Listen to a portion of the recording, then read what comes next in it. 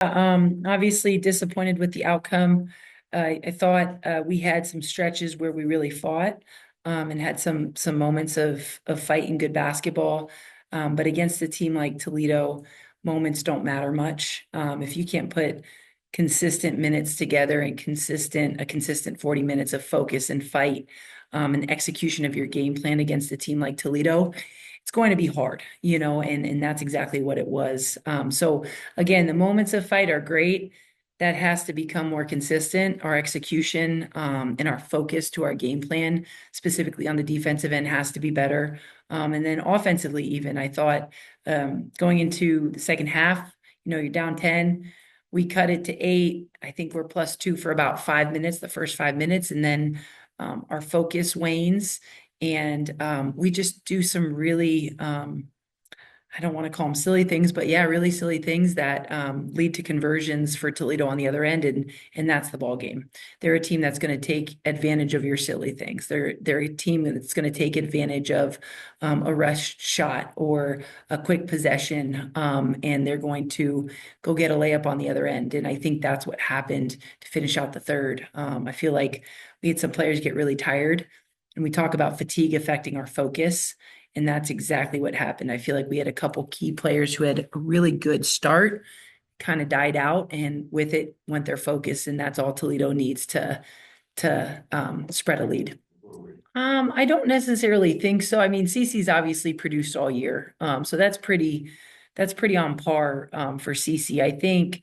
I know I was really proud of how Olivia started the game.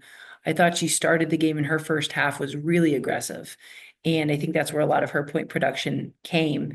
And then I don't know what happened the second half. We're going to watch film and see why that mentality changed. But I feel like her mindset as a scorer, she lost that a little bit in terms of getting downhill. And I think we rushed things offensively in the second half. But I don't know. I'm really glad Liv stepped up. We need people stepping up. But I certainly want more than two people contributing. I thought Brooklyn played pretty solid. I thought she was really active defensively, grabbed some pretty big boards. And Westy, Olivia Westfall, she's someone who I know when she's feeling good, she can knock them down. And unfortunately, tonight wasn't that night, but I anticipate that happening on Wednesday for her. So we'll get more pieces. Jada coming in off the bench and being someone who we can count on to finish inside. And then Kendall had a rough night too. And that's not typical. I feel like Kendall does a pretty good job finishing. So I expect that to be different on Wednesday. Absolutely. I mean, almost everybody knows someone who's affected, whether it be breast cancer or cancer. And so Kay Yao was just an incredible, not only coach, but an incredible woman in our women's, excuse me, in our women's basketball arena. And, the foundation is created in her honor. And her entire legacy was about essentially doing good for others. And so it's a tremendous foundation that all of women's basketball, we all have a Play for K game, and it's a foundation that not only raises awareness, but it raises money to hopefully find a cure.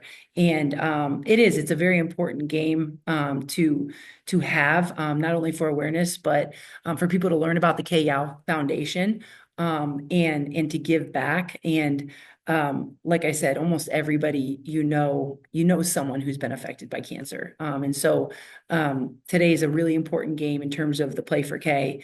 We also had our National Girls and Women in Sports Day, which is incredible. It's a great opportunity for our women to serve as role models on the court for younger girls. And then last but certainly not least, our alums were in the house. And so you have women who came before you who watch with a lot of pride. And we talked about that before the game, just playing with a lot of fight and heart, not just for us, but for them.